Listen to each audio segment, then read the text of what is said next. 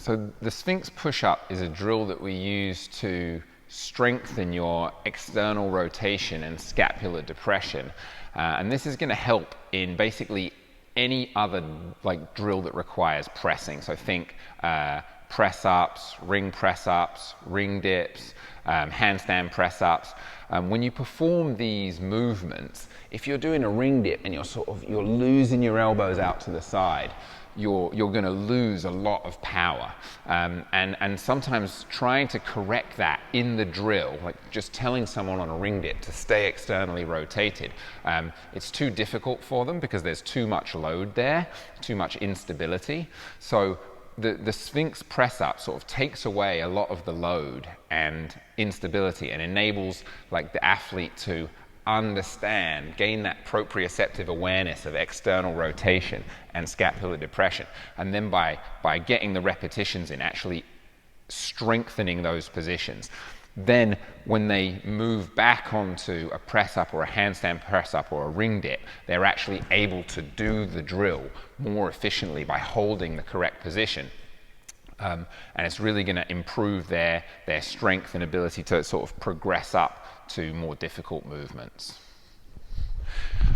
Right, guys, I'm just here with Katie. I'm just going to talk you through the technique for the Sphinx press-up. So Katie, if you just jump in the top of your regular press-up position, and from here, what she's going to do, so everything applies the same in the regular press-up. So she's protracting her shoulders, tucking her tail, feet are together, bum squeezed, and now from here she's going to move her hands forward slightly. Good stuff.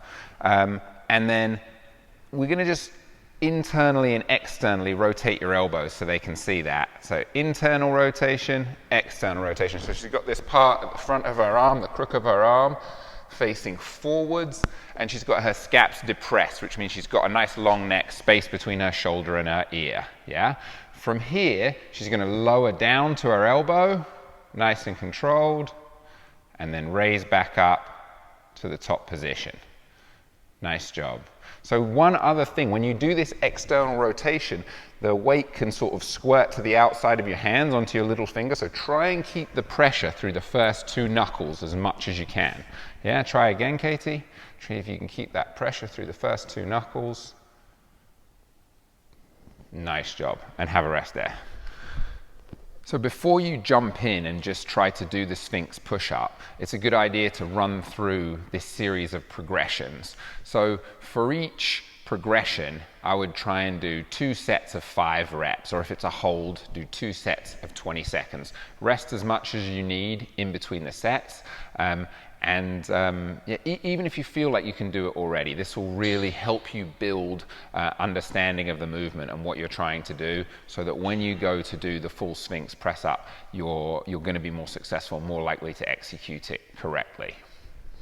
So there's a few progressions you can run through to develop your proprioceptive awareness and make sure you understand what you're trying to do in the Sphinx push-up. So the first one is just called a support rotation. So Katie's going to jump into the starting position for the Sphinx push-up, and then she's just going to rotate her upper arms like this. So that's internal rotation, that's not what we want.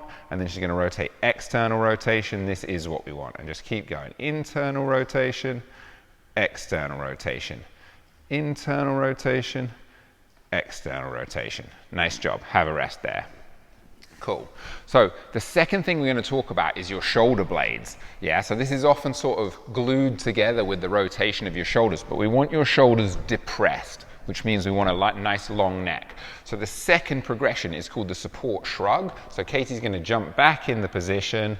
She's going to lock herself into external rotation, and now she's just going to shrug and unshrug her shoulders.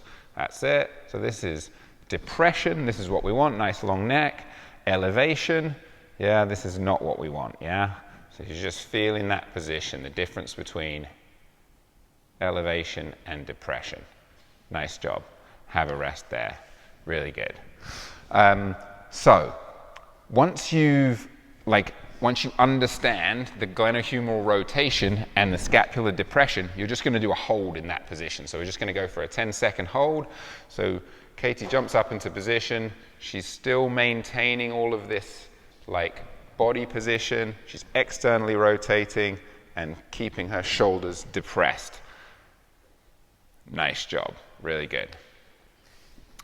So, the next progression, once you've got the basic starting position, you're going to go for a negative or an eccentric phase. So Kay's going to lower down over 5 seconds and see if she can control this external rotation and depression of the scaps the whole time. So we're going to go 1, 2, 3, 4, 5. She can bring her knees down and climb back up. One more for me. 1, 2, 3, 4, 5. So again, she's focused on keeping her shoulders depressed and the crook of her arm facing forward throughout the negative phase. If that doesn't seem too challenging, she can go on for the full rep. So this will be coming back up. Nice and controlled, maintaining the technique on the way down, and then bringing it back up to the top under her own strength. Solid, really good. So from here, if this is too easy for you, what you're going to do is you're going to move your hands backwards under you. So if you show the position you just used, so in this position her hands are quite far forward. If she wants to make it a little bit more challenging, she can bring her hands back underneath her a bit more, and then we can do a full rep in that position. Nice job, really good, and have a rest there. And if this is too difficult, if you can do the negative, but you can't come back up, you can do a kneeling version, but the body position is quite important in this, so I'm just going to get Katie to demonstrate. So do the wrong kneeling version first. So if you kneel and your hips are sort of, or your knees are under your hips, or in front like this, when you go down, there's no load, it's much, much too easy. Yeah, you can see she can go up and down way too easily. Yeah, so if she moves her knees back, but keeps them on the ground, yeah, now she can still do the same scapular depression, external rotation of the arms, and she can lower down, and it's actually quite challenging. And it's a good way to build strength for the full Sphinx push-up. Awesome. Thanks. Air elbow.